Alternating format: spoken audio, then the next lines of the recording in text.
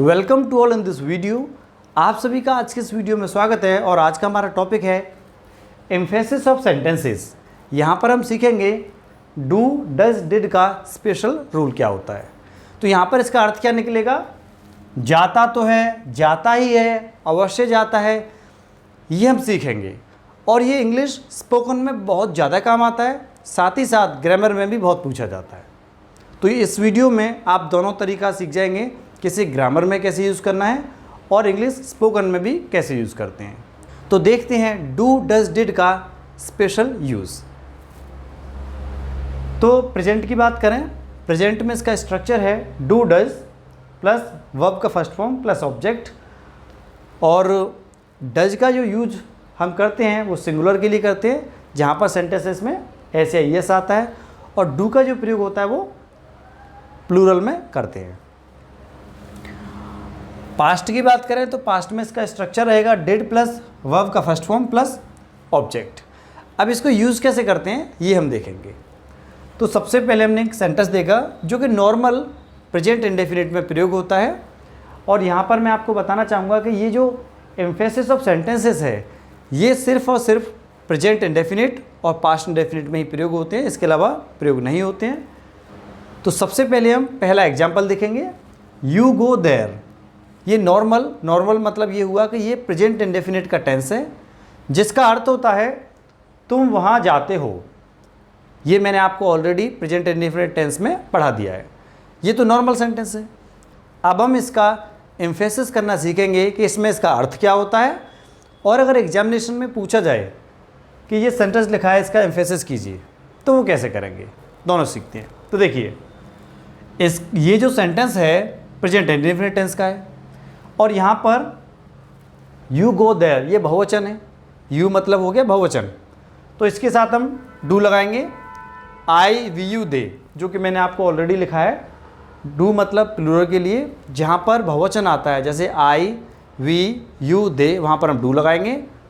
और जहाँ पर सिंगुलर आता है जैसे ही शी इट, जिसमें एस या यस लगा रहता है, वहाँ पर हम डज का प्रयोग करते हैं। देखते हैं एग्जाम्पल। तो ये सेंटेंस यू आ गया, इसलिए हमने यहाँ लिखा यू डू गो देयर। तो इसका अगर हम एम्फेसिस सिर्फ करना सीखें तो यहाँ पर हमने यू गो देयर को यू डू गो देयर लिख दिया, आपका एम्फेसिस हो गया। अब आप कहेंगे कि इंग्लिश स्पोकन में इसका क्या यूज़ है। तो इंग्लिश स्पोकन में जब आप सेंटेंस बोलते हो यू गो देयर तो इसका अर्थ होता है सिर्फ तुम वहाँ जाते हो। लेकिन जब आप बोलते हो यू डू गो देयर तो इसका अर्थ होता है तुम वहाँ अवश्य जाते हो, मतलब कोई काम तुम पक्का करते हो, तुम वहाँ अवश्य जाते हो। ये पहला अर्थ निकला। दूसरा इसका अर्थ निकल सकता है तुम वहाँ जाते तो हो, और तीसरा इसका अर्थ निकलता है तुम वहाँ जाते ही हो। तो इंग्लिश स्पोकन में जब भी आपको इस तरह के सेंटेंसेस पूछे जाएं तो आप इस तरह से इसका आंसर बनाएंगे। दूसरा एग्जाम्पल, अब हम एक वचन की बात करें, जैसे जहाँ पर डज का यूज होता है ही शी इट, ये सिंगुलर होते हैं। इसके अलावा जो भी एक वचन के होते हैं उन सब के साथ में हम डज का यूज़ करेंगे। तो पहला एग्जाम्पल है शी गोज देयर, इसका नॉर्मल अर्थ निकलेगा प्रेजेंट इंडेफिनिट टेंस में वह वहाँ जाती है, ये हो गया हमारा टेंस। अब बात करते हैं इसका एम्फेसिस करने के लिए। तो शी डज गो देयर, ये हो गया इसका एम्फेसिस। अगर आपको एग्जामिनेशन में पूछा जाता है, परीक्षा में पूछा जाता है कि इसका एम्फेसिस कीजिए, तो आप शी डज गो देयर लगा दिया आपने। अब बात करते हैं इंग्लिश स्पोकन की। आपको इंग्लिश बोलना है, बोलने में कैसे यूज़ करेंगे तब आप देखिए। शी डज गो देयर का जो अर्थ निकलेगा वो निकलेगा वह वहाँ अवश्य जाती है। दूसरा इसका अर्थ होता है वह वहाँ जाती तो है, और तीसरा इसका अर्थ निकलेगा वह वहाँ जाती ही है। तो तीनों अर्थ एक ही से निकलेंगे। उम्मीद है आपको अच्छी तरह समझ में आ गया होगा। अब हम देखते हैं अगला सेंटेंस, कुछ और एग्जाम्पल देखते हैं। I take milk at night, इसका अर्थ होता है मैं रात को दूध लेता हूँ, और ये जो सेंटेंस है ये प्रेजेंट इंडेफिनिट का है। अब हम इसे एम्फेसिस बनाना सीखते हैं, साथ ही साथ इसे इंग्लिश स्पोकन में यूज़ करना देखते हैं। तो जब हम इसे एम्फेसिस में बनाएंगे तो I do take milk at night, यहाँ पर हमने डू लगा दिया। ये मैंने आपको ऑलरेडी बता दिया है कि आई, वी, यू, दे प्लूरल मतलब बहुवचन के साथ आपको डू का प्रयोग करना है, और ही, शी, इट सिंगुलर के साथ आपको डज का यूज़ करना है। तो देखिए, तो यहाँ पर हमने आई डू टेक लिख दिया, I do take milk at night, और इसका जो अर्थ निकलेगा, मैं रात को दूध अवश्य लेता हूँ। दूसरा इसका अर्थ, मैं रात को दूध लेता तो हूँ, और मैं रात को दूध लेता ही हूँ। ये तीनों अर्थ निकलते हैं इसके, मतलब तीनों का एक ही होता है। अगला एग्जाम्पल, ही ईट्स मैंगो, ये नॉर्मल सेंटेंस हो गया, प्रेजेंट इंडेफिनिट का, सिंगुलर है यहाँ पर, एक वचन। इसका अर्थ होता है वह आम खाता है। अब इसका हम एम्फेसिस बनाते हैं। अब यहाँ पर ही आ गया, मैंने आपको ऑलरेडी बताया कि ही, शी, इट और सिंगुलर के साथ हम डज का यूज़ करते हैं। तो ही डज ईट मैंगो, यहाँ पर ईट्स था तो हमने एस हटा दिया, क्योंकि डू, डज या डिड कभी भी आते हैं तो उनके साथ सिर्फ वर्ब का फर्स्ट फॉर्म में यूज़ होता है। तो ही डज ईट मैंगो, वह आम अवश्य खाता है, वह आम खाता तो है, और वह आम खाता ही है, ये अर्थ निकलेगा। कुछ और एग्जाम्पल देखते हैं। प्लीज़ गो देयर, ये इंपरेटिव सेंटेंस है, कृपया वहाँ जाइए, नॉर्मल हो गया। इसका एम्फेसिस जब हम बनाएंगे तो प्लीज़ डू गो देयर, इसका अर्थ होता है कृपया वहाँ अवश्य जाइए, ये इंपरेटिव सेंटेंसेस हैं।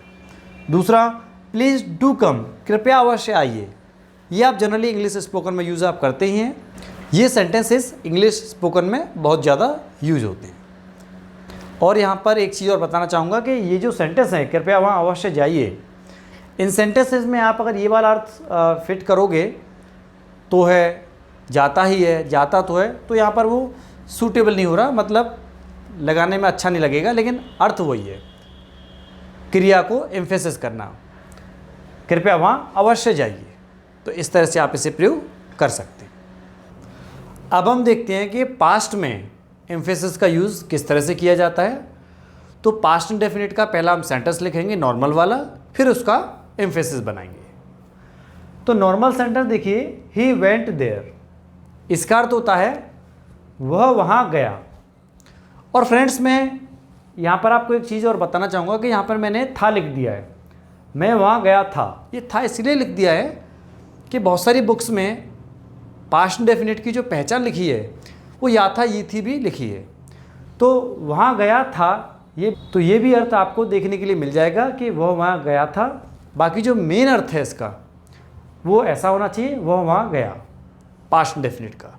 और आपको मैं दोबारा से समझाऊंगा कि पास्ट इंडेफिनिट टेंस की जो पहचान होती है वो क्या है कि इस वाक्य के अंत में या, ये, ए, ई और ता, था, ती, थी, ते, थे ये शब्द आते हैं। दोबारा से सुनना, या, ये, ए, ई, या था नहीं आएगा, सिर्फ या, ये, ए, ई यही आते हैं पास्ट इंडेफिनिट में। और कुछ वाक्यों में आपको दिख जाएगा ता, था, ती, थी, ते, थे। लेकिन जहाँ सेंटेंस में आ गया कि या था या चुका था, तो समझ जाओ वो सेंटेंस हो गया पास्ट परफेक्ट। इसलिए मैंने यहाँ पर था को अलग लिख लिया है, क्योंकि बहुत सारी बुक्स में आपको देखने मिल जाएगा, फिर आप कन्फ्यूज होगे कि यहाँ पर या था क्यों आ गया। जैसे वह वहाँ गया था, ये क्यों आ गया, ये तो पास्ट इंडेफिनिट में होता ही नहीं है। जबकि ये भी आपको देखने के लिए कहीं मिल जाएगा कि ही वेंट देयर, वह वहाँ गया था। इस तरह का आपको आंसर मिल जाएगा देखने के लिए हिंदी अर्थ। लेकिन इसका शुद्ध मतलब करेक्ट जो अर्थ होना चाहिए वो सिर्फ यही होगा, वह वहाँ गया, ये इसका करेक्ट अर्थ है। और जब हम इसे एम्फेसिस में बनाएंगे तो ही डिड गो देयर आ गया।